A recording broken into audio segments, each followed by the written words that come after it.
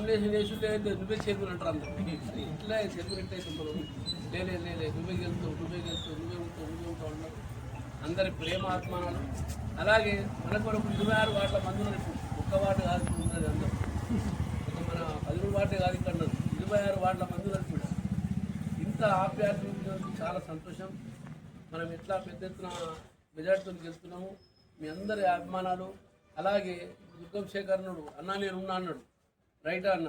తర్వాత రాజు, సీను, ఇప్పుడు ఎందుకంటే పేర్లు అంటే అందరినరిగా అందరికీ పేరు కృతజ్ఞతలు చెప్తున్నాను.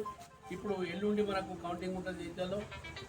భారీ ఎత్తున మనం ఎట్లా గెలుస్తున్నాము, అది బ్రహ్మాండంగా గెలుస్తున్నాము. చాలా